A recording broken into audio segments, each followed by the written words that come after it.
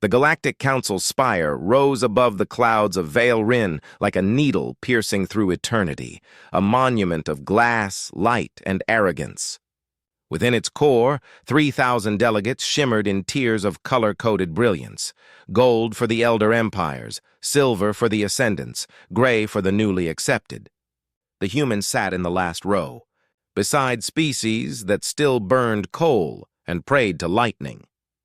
Dr. Evelyn Carter watched the session's broadcast from a dim cafe back on Earth. The screen flickered between council members, their bioluminescent faces unreadable, their tones polished with centuries of superiority. Around her, people barely looked up. The council had become background noise, another distant reminder that humanity's voice carried no weight beyond orbit. On the screen, Archconsul Virel Karen rose. Tall, translucent, spine ridges gleaming beneath a thin layer of emerald skin, he looked like authority carved into motion. When he spoke, his words carried the kind of poise that could end civilizations without raising a hand. "The petition from the Terran delegation," he began, "requests permission to develop independent hyperspace manufacturing. Independent? How quaint." The chamber rippled with laughter, clicking mandibles, hissing membranes, harmonic tones of mockery. The human envoy, Admiral Reyes, stood alone amid the chorus, her jaw clenched. Virel turned, eyes narrowing toward the human section. "Humanity has shown admirable enthusiasm," he said, the word dripping with contempt, "but to grant manufacturing rights for warp-core reactors to a species whose last war was fought with nuclear detonation toys? It would be irresponsible." Murmurs of agreement filled the air. Reyes's voice came calm but firm. "We've advanced faster than any species in Council history.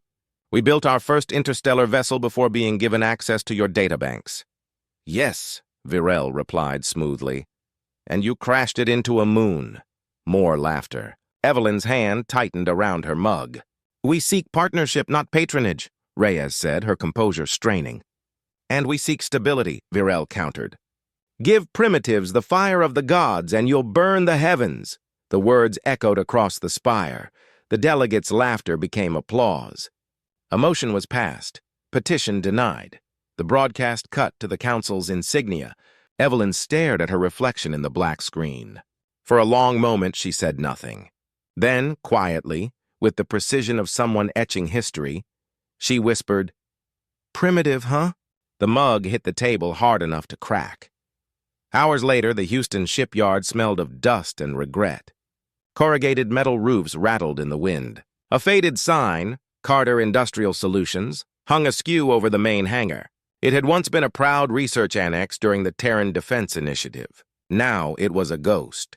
Inside, light bled through the cracked skylights, falling over rusted hull frames and old weld marks. Evelyn walked through the silence, coat trailing dust, every step echoing her anger.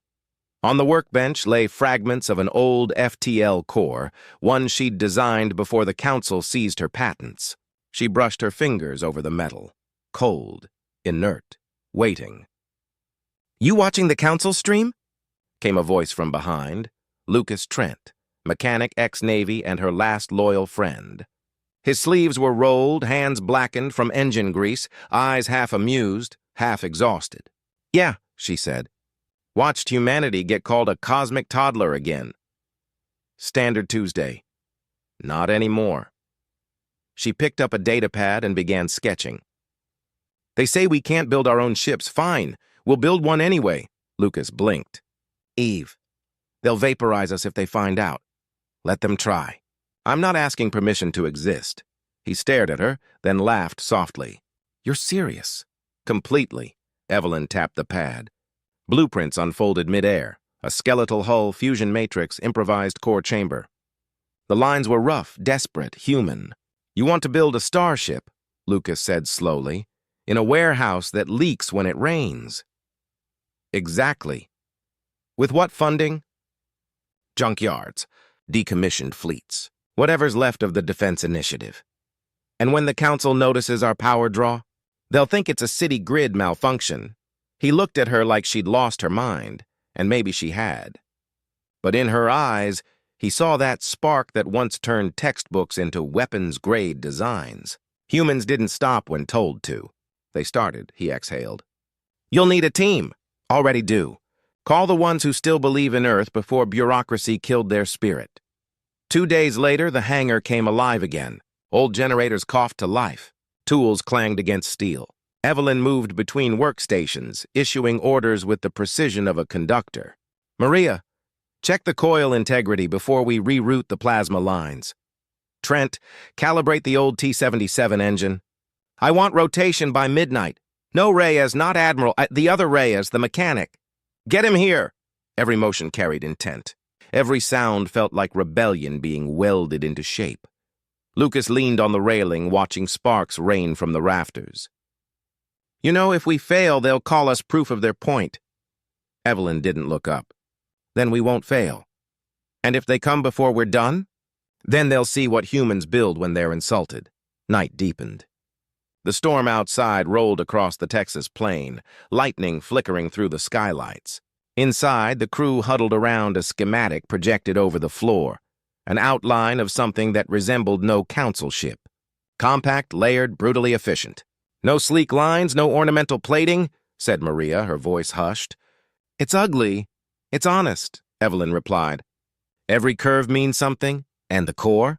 Evelyn brought up a new section, a sphere surrounded by improvised stabilizers. Hybrid drive, half council theory, half human instinct. They said it's impossible, Lucas smirked. So that's the plan. Build the impossible. Exactly.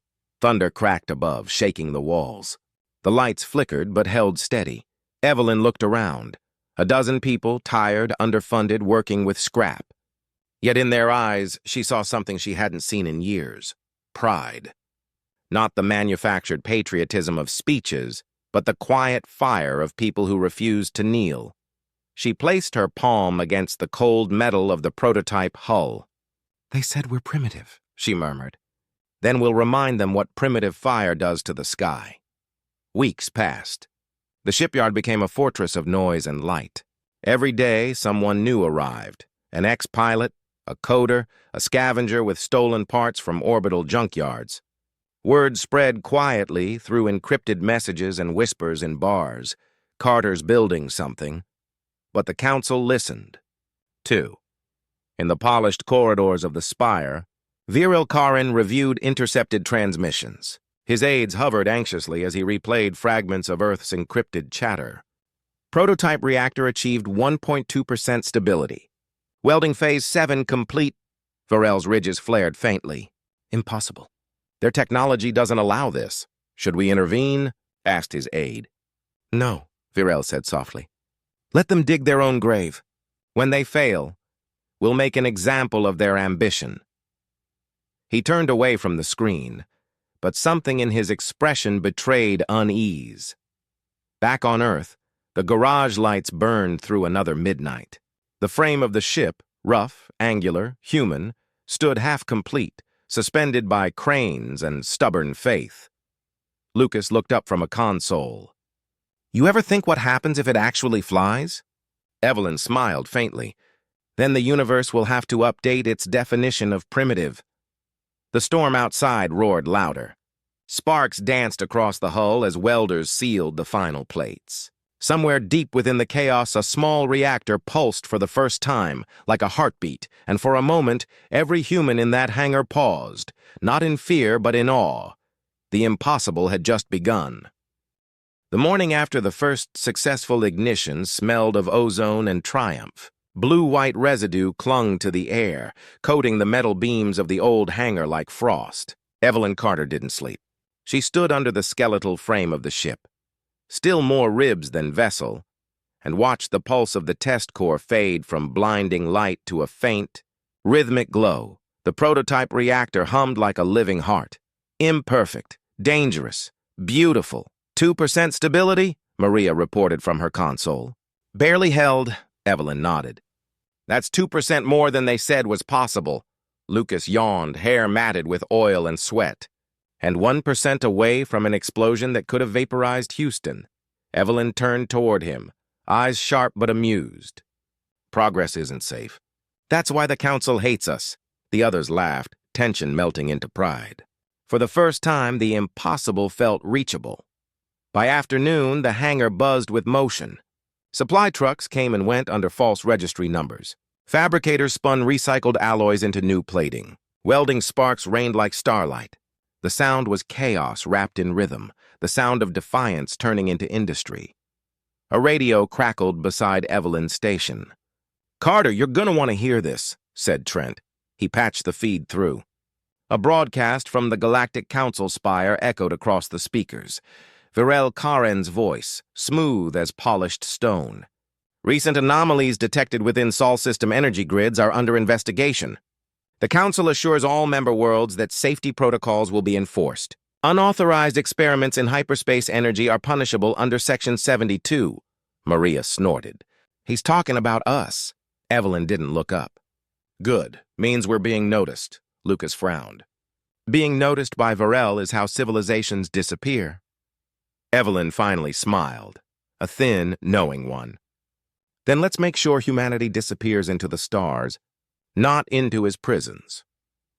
That night, the team gathered in the break area, a cluster of crates, half-eaten rations, and a cracked hollow screen showing static. Outside, rain hammered the roof. Inside, the storm was human. Maria stared at the reactor readout. "We need stable containment for Phase 3. Without Council-grade materials, the plasma shell will shear itself apart. Then we'll build our own containment," said Evelyn. "From what? Refrigerator coils and prayer?" Evelyn drew a quick sketch on the metal wall with a welding marker. "We use magnetic compression rings.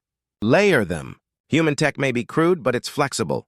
The Council's engineers build perfection that never changes." "We'll build imperfection that adapts," Lucas grinned. "So basically, we make it ugly and it works." "Exactly," laughter followed. Someone handed her a cold coffee. She took a sip, grimaced, and kept working. Weeks bled together. The hangar became a second sun in the industrial nightscape.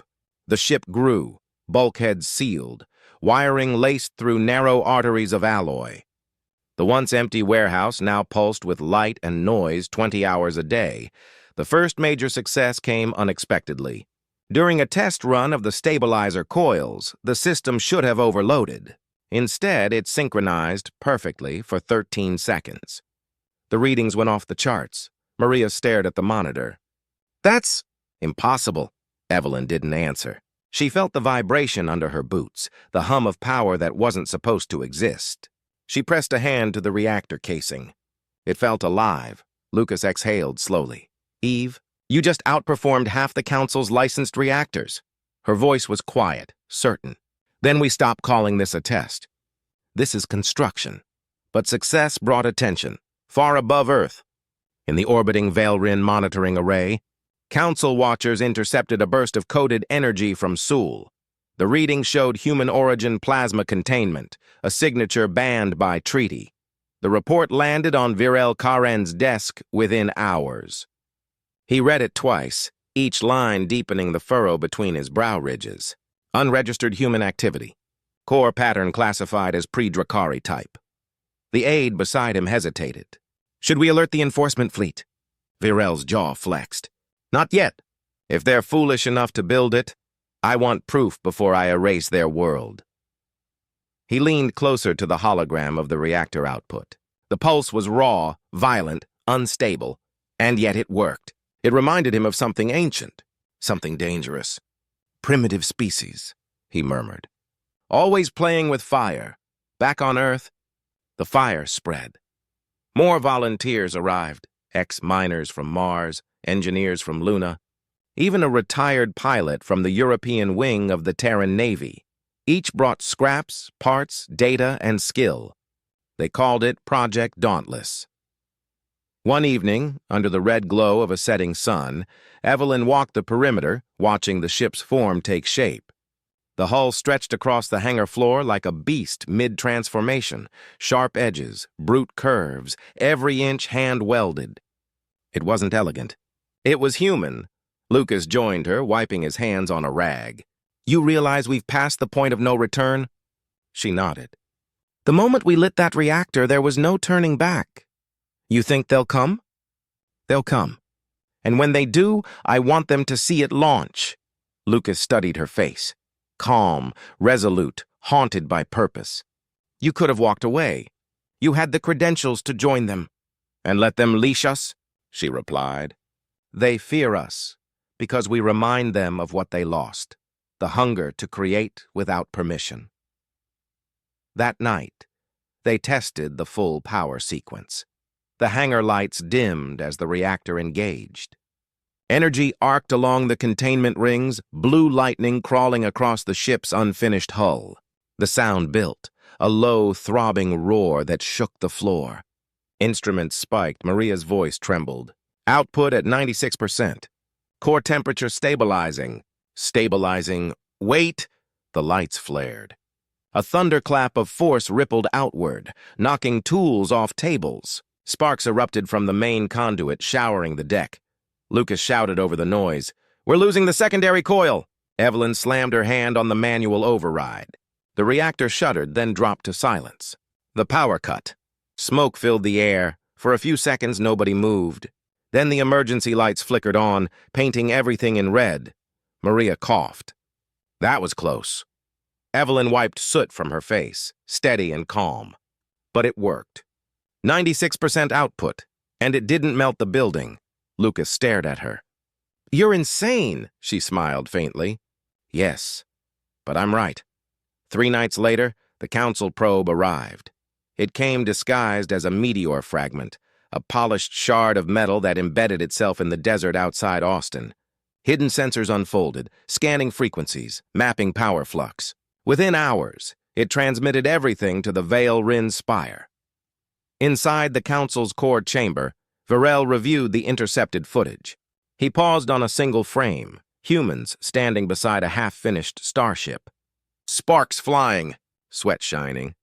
Pride burning, his aide whispered, "They're building it." By hand, Varel's throat tightened. "That's not possible." "No species could—" He stopped. He'd seen it before, the same fire that once consumed the Drakari. "Summon the Enforcement Bureau," he ordered. Discreetly. Earth's arrogance has gone too far. Back in Houston, the team celebrated a small victory, the first successful core synchronization sustained for 20 full seconds. For them, it wasn't just data. It was proof that the human spirit could bend the universe without permission. As the others drifted off to rest, Evelyn stood alone beside the reactor, the pulse reflecting in her eyes. She whispered, "We're not primitive. We're pioneers."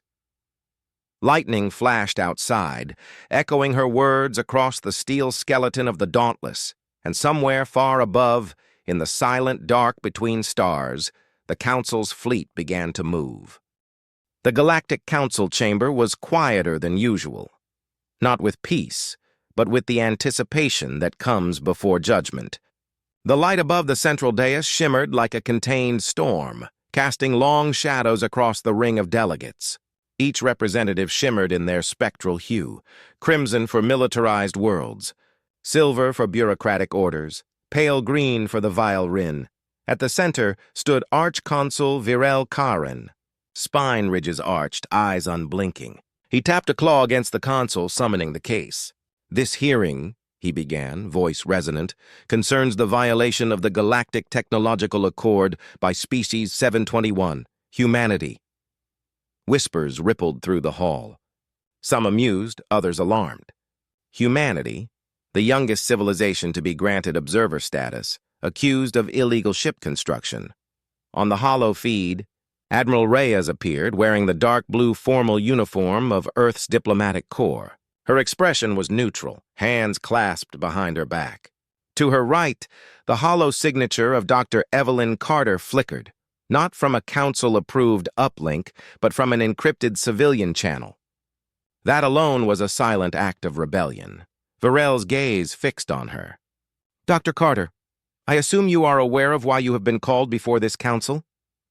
Evelyn's tone was calm, razor-sharp. "Because humans are building something without asking for permission." A few delegates chuckled. Virel did not.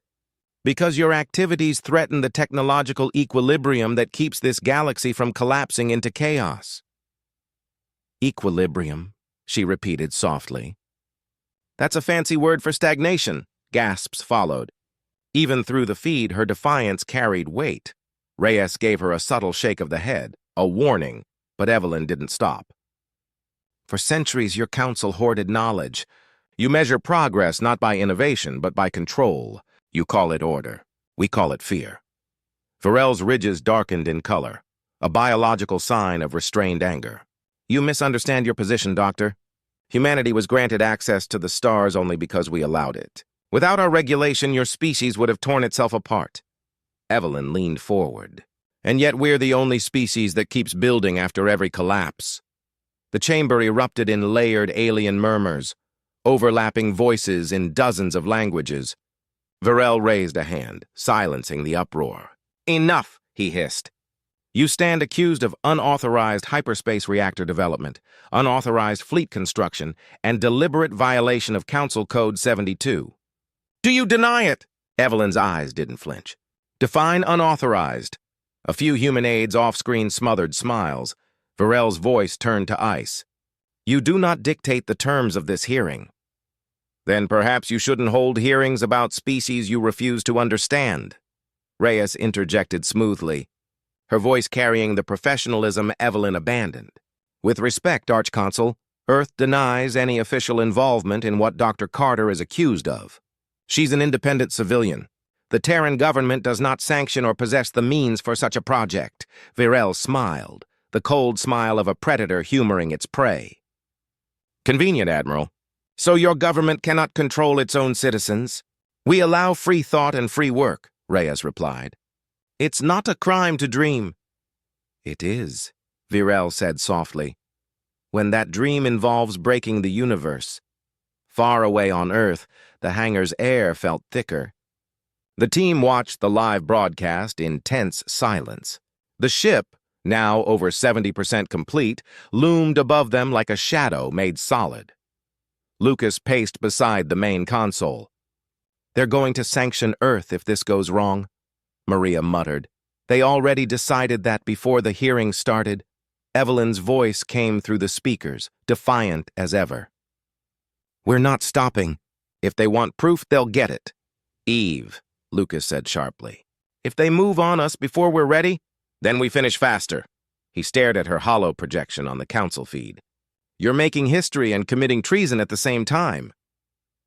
That's how progress works, she replied. Back in the spire, the tone shifted. Viral played the next piece of evidence, satellite scans of unusual energy, emissions over Texas. The hologram displayed the glowing outline of the Dauntless's incomplete hull. Gasps swept through the delegates. Proof, Viral said triumphantly. Unauthorized construction? Tell us, Doctor, what exactly is being built in that warehouse of yours? Evelyn smiled faintly, almost pitying.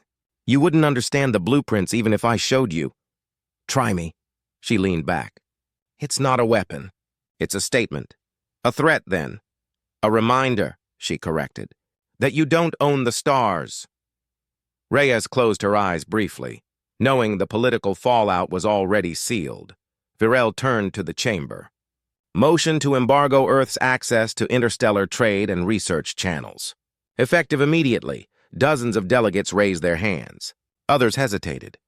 The vote tally climbed on the screen, red markers stacking like blood drops.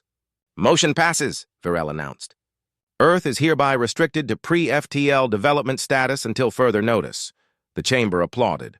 The broadcast ended. Silence filled the Houston hangar. Maria's hands trembled. They just isolated us from the entire galaxy.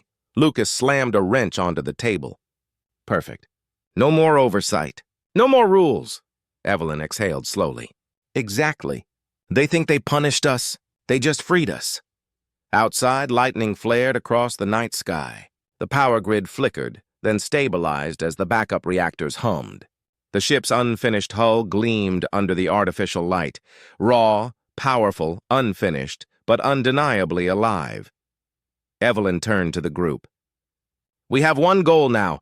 Finish it before they come. In orbit above Earth, hidden beyond lunar shadow, a small fleet of Council observation ships drifted silently. Their captains received new orders. Maintain distance. Engage only if provoked. Gather intelligence. But their sensors couldn't penetrate the hangar's electromagnetic shielding. What they detected instead was stranger, pulses of energy that bent known measurement systems. It wasn't just power, it was patterned chaos. Virel's aide reported, "Sir, their readings are inconsistent. They're running drives we've never cataloged." Virel's gaze hardened. "They're reverse engineering our technology. They must have acquired stolen data." "What if they didn't?" the aide asked quietly. The consul's silence answered the question.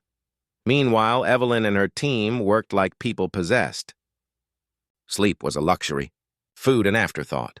The hull was sealed, the main drive installed, the control systems nearly operational. The Dauntless, ugly, angular, terrifyingly human, stood ready for its first full power test. Lucas approached Evelyn, wiping sweat from his brow. "Fuel cells are charged. We can't run a full ignition without tripping every satellite between here and Mars." "Then we do it underground," she said. "Reroute power through the reactor's inner loops. Shield everything else." Maria hesitated. "That could destabilize the field." Evelyn looked up at the ship towering over them. "So could staying small." Hours later, they began. The room went dark except for the pulsing blue glow of the reactor core. Warnings flashed across every console. The hum rose, steady, deep, terrifying in its intensity. "Power at 70%, Maria shouted. "Containment holding," Lucas added. 80, 90, the floor trembled. Sparks crackled across the containment field. Every wire screamed with energy. Evelyn watched the numbers climb and refused to blink. Then, silence. Every instrument froze at 100%. The ship stood motionless, wrapped in a quiet light that shimmered like a mirage. Maria whispered, "We did it." Evelyn smiled, exhausted. "No, we just started it." Far above, aboard his flagship, Virel stared at the incoming data stream. For the first time in his career, he couldn't understand what he was seeing. "What kind of reactor reaches perfect output?" his aide whispered. Virel's voice was barely audible. "One that shouldn't exist." He turned toward the observation window, watching Earth spin below, small, stubborn, impossible. "Prepare the fleet," he ordered coldly. "If they dare launch that ship, it will never leave orbit." But even as he spoke, new readings flared across the display, energy signatures rising faster than light could travel. Something on Earth had awakened, and it was human. The final night came without ceremony. No crowds, no speeches, no broadcast. Just rain falling against steel and the hum of generators echoing across the dark Houston plain. Inside the hangar, the Dauntless stood complete, a ship built in defiance, born from junk, welded by hands that refused to quit. Every surface gleamed with raw metal, unpolished and proud. Dr. Evelyn Carter stood beneath the hull, soaked in sweat and grime, staring up at the impossible thing her team had made real. The soft blue light from the core glowed through the gaps in the plating, casting slow heartbeat pulses against her face. It felt alive, not like a machine, but like something that believed in them. Maria adjusted her headset. "Systems check complete. Reactor stable at full containment. External sensors offline to mask emissions." Lucas looked up from the console. "Communications blackout holding. Council scanners can't read our signature yet, but if we keep running the core at full sync, they will." Evelyn exhaled slowly. "Then let's make sure they see something worth noticing." She climbed the access ladder to the bridge, a cramped space of mismatched panels and human stubbornness. The pilot's chair was scavenged from an old fighter, its padding worn thin. Manual controls replaced holographic ones. Everything inside screamed human engineering, crude, effective, personal. She settled into the seat and touched the console. "Bring her online." Lights flared across the interior. Monitors flickered to life. The hum of the reactor deepened into a rhythmic thrum that resonated through the floor. Maria's voice came through the comms. "Power at 90. All green?" Lucas added, "Gravity balance stable. She's holding, Eve. She's actually holding." Evelyn smiled, a tired, dangerous smile. "Then let's wake her up." Outside the atmosphere, the Galactic Council fleet drifted in formation. silhouettes against the curve of the earth. Dozens of vessels, sleek, white and sterile, moved like sharks around a wounded prey.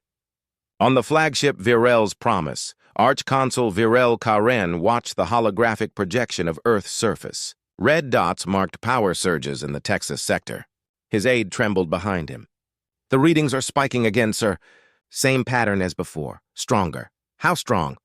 "Beyond threshold. It's off the scale." Virel's jaw flexed. "Then it begins. Lock targeting coordinates. Prepare orbital strike authorization." The aide hesitated. "Direct strike on a council member world violates..." Virel turned sharply, his ridges glowing with fury. "Humanity violated the Accords the moment they built that abomination. We restore balance, not mercy." Back in the hangar, alarms blared. Maria shouted over the chaos. "Council fleet entering orbit. We've been pinged by 3 scout vessels. They're preparing atmospheric scans." Lucas cursed. "We're out of time." Evelyn's voice cut through the noise. "Seal the hangar.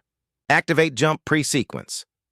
Metal doors groaned as they closed, sealing them inside the trembling darkness. Rain drummed against the roof, then stopped as the magnetic field engaged, silencing the world outside. Maria's hands flew over the controls. "All systems nominal. Navigation offline. We'll have to fly manual." "Good," Evelyn said. "Machines can't improvise." The hangar floor split open as massive repulsors lifted the Dauntless onto the launch platform. Dust and debris swirled in the rising air. The ship's engines glowed white-hot, the reactor building a resonance that shook the steel beams above. Lucas grabbed the railing, eyes wide. "We're actually doing this." "No," Evelyn said, her voice steady. "We're finishing this." Above the planet, the Council fleet adjusted position. "Weapons locked!" Command channels buzzed with clipped orders. Virel stood before the holo display. "Initiate strike on coordinates Delta 97. Containment protocol." The weapon officer hesitated. "Sir, that's a civilian zone." "Then they should have stayed civilians." He gave the order. 3 lances of light fell from orbit, kinetic beams wrapped in plasma, screaming through the atmosphere toward Houston. In the hangar, the lights dimmed. A tremor rippled through the ground. Maria shouted, "Orbital strike inbound! Engage shields!" Evelyn ordered.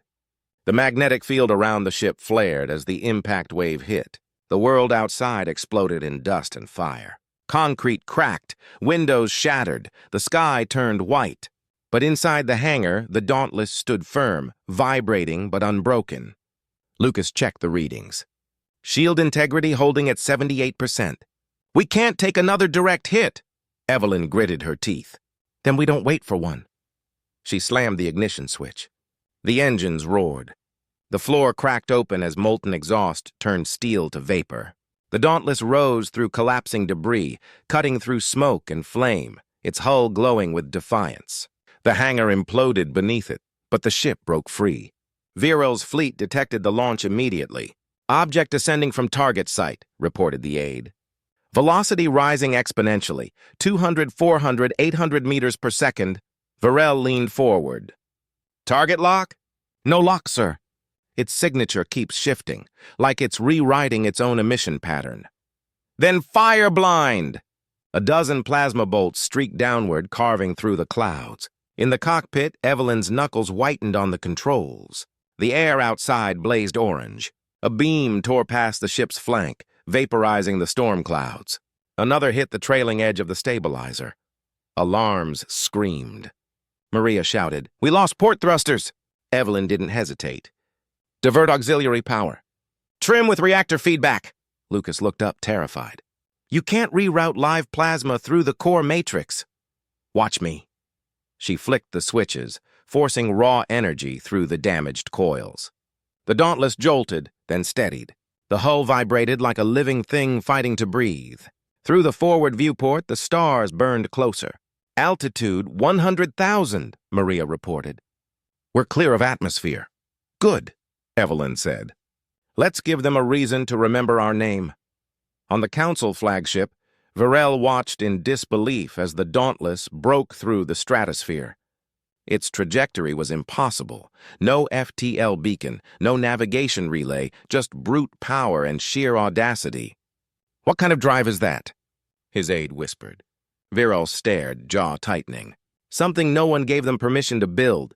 He activated the comm channel. "Human vessel Dauntless, you are in violation of galactic law. Power down your engines and surrender immediately." The reply came seconds later. A voice, calm, unmistakably human. "Negative, Council." "Permission denied." Silence followed.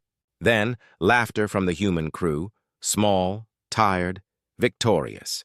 Inside the cockpit, Evelyn steadied her breathing. Sweat dripped down her neck. The ship's instruments blinked red across every panel, but it was flying, faster than any human craft ever had. Maria whispered, "Coordinates set for jump window, but Eve, the core's not tested for hyperspace transition." "Neither were we," Evelyn said. "Engage sequence." The reactor's pulse deepened, turning from blue to brilliant white.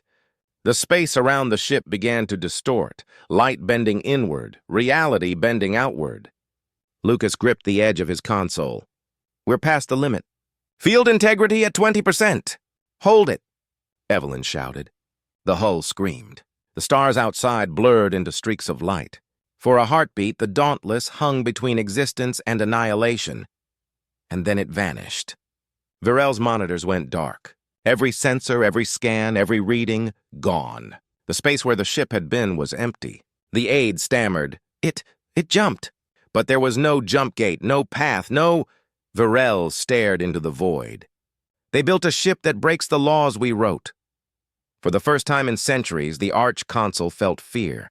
He turned away from the screen and whispered, almost to himself, "They built that in a garage, far beyond the edge of the solar system." The Dauntless drifted through the silent glow of a nebula. The core hummed steady now, stable, peaceful. Humanity's first true-born ship sailed the void, free of permission, free of judgment. Evelyn watched the swirling colors from the viewport, the reflection of starlight flickering in her eyes. "Set a course," she said softly. Lucas looked over. "Where to?" She smiled, tired, proud, unbroken. "Anywhere they told us we couldn't go." Maria laughed quietly. "What now, Captain?" Evelyn turned toward them. "Now we remind the galaxy why they were right to be afraid of us." Outside, the engines flared once more, a surge of human defiance cutting across the darkness, and the Dauntless vanished into hyperspace, leaving only a ripple of light behind. The Council called them primitive. The stars would remember them as something else entirely.